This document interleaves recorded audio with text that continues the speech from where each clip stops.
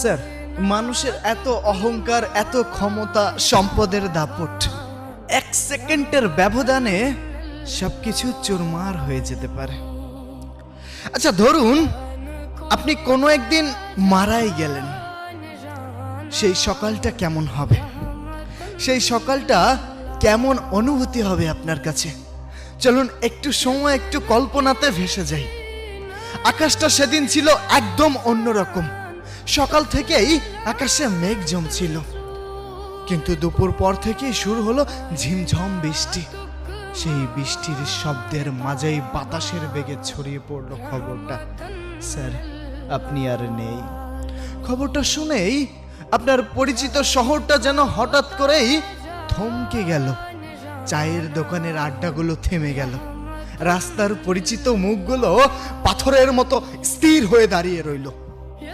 কারো বিশ্বাসই হচ্ছে না যে প্রাণ শক্তিতে ভরপুর মানুষটি হঠাৎ স্তব্ধ হয়ে এভাবে চলে যেতে পারে। আপনার নিথর দেহটা যখন উঠানে রাখা, আপনি তখন উপর থেকে সবকিছু দেখছেন। অদ্ভুত এক অনুভূতি। আপনি সবাইকে দেখতে পাচ্ছেন, তাদের কান্নার শব্দ শুনতে পাচ্ছেন, কিন্তু কাউকে ছুঁতে পারছেন না, বলতে পারছেন না আমি তো এখানেই আছি। তোমরা কেন কান্না করছো? তোমরা কেন কান্না করছো? আমার খুব কষ্ট হচ্ছে, ইচ্ছে করছে বাবা মার চোখের জল মুছে দিতে, বন্ধুদের বলতে কিরে আমি তো আছি, আমি তো এই যে আমাকে দেখতে পাচ্ছিস না। কিন্তু আপনার কণ্ঠস্বর তখন বাতাসের চেয়েও হালকা। কেউ তা শুনতে পাচ্ছে না, কেউ তা শুনতে পাচ্ছে না স্যার।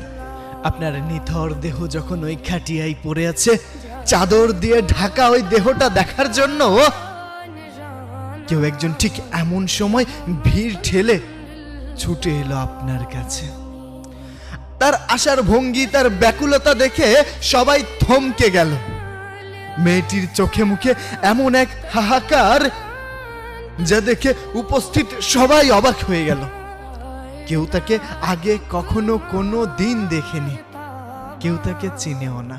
সে কোনো লৌকিকতার তোয়াক্কা না করলো, আপনার শিওরে বসে অঝরে কাঁদতে শুরু করলো। তার সেই কান্না অন্য সবার চেয়ে আলাদা। তাতে ছিল এক গভীর হারানো যন্ত্রণা, যা কেবল আত্মার কাছ থেকে মানুষের অনুভব করতে পারে। চারপাশটা একটা গুঞ্জন শুরু হলো। এই মেয়েটি কে? কে? আগে তো কখনো কোনো দিন কেউ দেখেনি। মানুষের অবাক করা চাহনি তাকে একটুও ঢলাতে পারল না। সে যেন পৃথিবীর সব ভুলে গিয়ে কেবল আপনার নিথর মুখটার দিকে তাকিয়ে রইল। তার কান্নায় সেদিন বৃষ্টির শব্দ যেন স্নান হয়ে গিয়েছিল। আপনার উপর থেকে সব দেখছিলেন। আপনার সবচেয়ে প্রিয় মানুষটির এই রূপ দেখে আপনার বুকটা ফেটে যাচ্ছে। চিৎকার করে কান্না করতে মন চাচ্ছে। আপনি ডাকছেন, তার কাছে যাচ্ছেন, তাকে স্পর্শ করছেন। আপনি তার মুখের কাছে গিয়ে দাঁড়ালেন, তার মাথায় হাত রাখতে চাইলেন, কিন্তু আপনার হাতটা শূন্যতায় মিলিয়ে গেল। সে আপনার কানের কাছে মুখ নিয়ে ফিস ফিস করে কিছু একটা বলল, যা কেবল আপনিই শুনতে পেলেন। সেই কথাগুলো শুনে আপনার খুব মায়া হলো।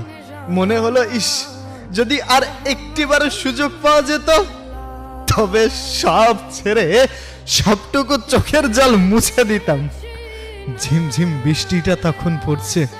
আপনার নিথর দেহটা যখন কাঁধে তোলা হচ্ছে, আপনি দেখলেন সে তখনও সেই বৃষ্টির মাঝে মাটির দিকে তাকিয়ে চিৎকার করে কাঁদছে আর ছটফট করছে, একদম স্তব্ধ হয়ে। আপনি দূরে চলে যাচ্ছেন, আপনার চারপাশটা ধীরে ধীরে ঝাপসা হয়ে আসছে। আপনার খুব কষ্ট হচ্ছে, কিন্তু পৃথিবীর সব নিয়ম মেনে আপনাকে চিরন্তর এক নীরবতার দিকে এগিয়ে যেতে হচ্ছে। স্যার, ঠিক এমন মুহূর্তে কেমন হবে? একটি সেকেন্ডের ব্যবধান।